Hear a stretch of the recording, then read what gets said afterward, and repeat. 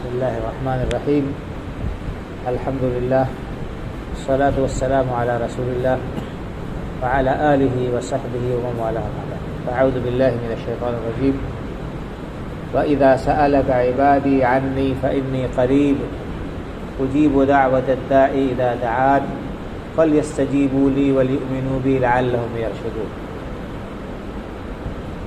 محترم حضرات، یہ آیت جو میں نے پڑھی ہے، اس آیت میں اللہ رب العالمین نے اپنے بندوں کو حکم دیا ہے کہ بندے اللہ رب العالمین سے زیادہ دعا کریں، اور یہ آیت روزوں کا حکم بیان کرنے کے بیچ میں آئی۔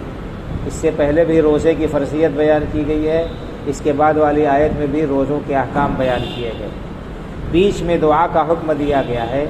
علماء نے کہا ہے کہ اس سے یہ اشارہ ملتا ہے کہ روزے کی حالت میں انسان کو کثرت سے اللہ رب العالمین سے دعا کرنا چاہیے۔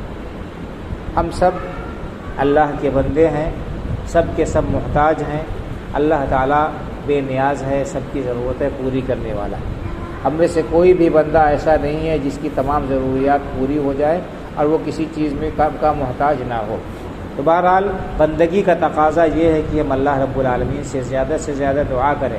دعا کو عبادت کا مغز اور گودا قرار دیا گیا، اور روزے کی حالت میں خاص طور سے دعا کی بڑی فضیلت آئی ہے، اور روزہ کے دوران بھی دعا کی قبولیت کی بشارت اللہ کے رسول صلی اللہ علیہ وسلم نے سنائی ہے، اور افطار کے وقت بھی۔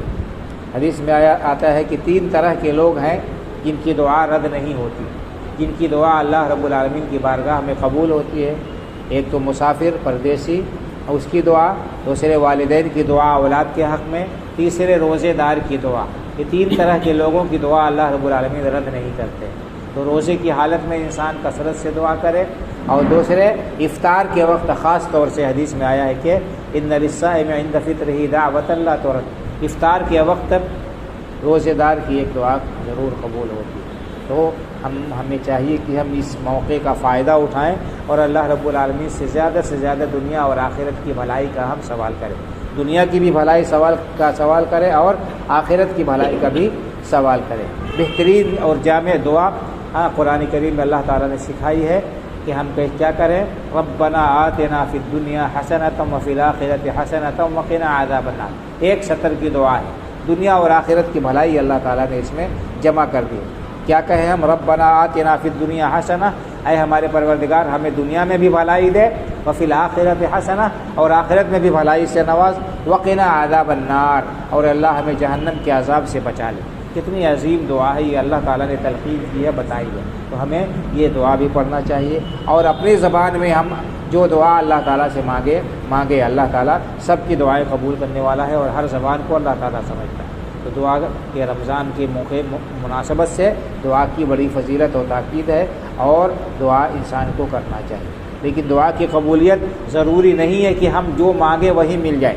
حدیث میں آتا ہے کہ اللہ کے رسول نے فرمایا کہ بندے کی دعا رد نہیں ہوتی ہے، قبول کی جاتی ہے، البتہ اس کی شکلیں الگ ہوتی ہیں۔ کبھی تو انسان جو مانگتا ہے اللہ رب العالمین سے وہی اس کو مل جاتا ہے، کبھی وہ نہیں ملتا ہے کیونکہ اس کے حق میں وہ مفید نہیں ہوتا ہے، اس کے بدلے اللہ تعالیٰ کوئی مصیبت ٹال دیتے ہیں، کسی پریشانی سے نجات دے دیتے ہیں۔ اور دعا کی قبولیت یا اس کے فائدے کی تیسری شکل یہ ہے کہ اللہ تعالیٰ دنیا میں بندے کو اس کا مطلوب نہیں عطا کرتے، بلکہ اس کا ثواب اللہ تعالیٰ محفوظ کر دیتے ہیں۔ چونکہ یہ دعا عبادت ہے، اس عبادت کو انسان جب ادا کرتا ہے تو اس کا ثواب اللہ تعالیٰ بندے کے اعمال نامے میں درج کر دیتے ہیں، اور قیامت کے دن انسان کو اس کی جزا، اس کا بدلہ ملے گا۔ تو بہرحال بندے کی دعا رائے گاہ نہیں جاتی، ضائع نہیں ہوتی۔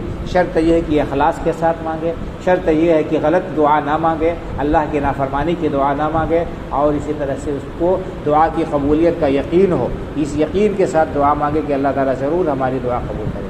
اللہ تعالیٰ نے ابلیس کی دعا جب قبول کر لی، جب اللہ تعالیٰ نے فرعون کی دعا قبول کر لی، تو ہم صرف ابلیس اور فرعون سے گئے گزرے تو نہیں ہیں، کم از کم ہم کلمہ گو ہیں۔ تو ہمیں یقین ہونا چاہیے کہ اللہ تعالیٰ ہماری دعا ضرور قبول کرے گا۔ اس دعا کے ساتھ اسی طرح سے دعا کی قبولیت کے لیے ایک شرط یہ بھی کہ انسان کی روزی حلال ہو، اس کی کمائی حلال اور جائز ہو، تب اس کی دعا قبول ہوگی۔ تو ہمیں زیادہ سے زیادہ دعا کرنا چاہیے۔ حالات کیسے ہیں، ملک اور دنیا کے کس رخ پر جا رہے ہیں، ہمیں اللہ تعالیٰ سے ہر قسم کے فتنے سے اور شر سے اور آزمائش سے پناہ مانگنے چاہیے کہ اللہ تعالیٰ ہم سے مصیبتوں کو ٹال دے اور پریشانیاں دور کر دے، اور اسی طرح سے خیر اور بھلائی دنیا کی ہمیں اور آخرت کی عطا فرمائے۔ اللہ تعالیٰ ہماری دعاؤں کو شرف قبولیت سے نوازے اور اس کا بہترین بدلہ ہمیں دنیا اور آخرت میں عطا فرمائے، آمین۔ وآخر دعوانا الحمد للہ رب العالمین وصلی اللہ علی نبینا محمد وعلی آلہ وصحبہ اجمعین۔ السلام علیکم ورحمۃ اللہ وبرکاتہ۔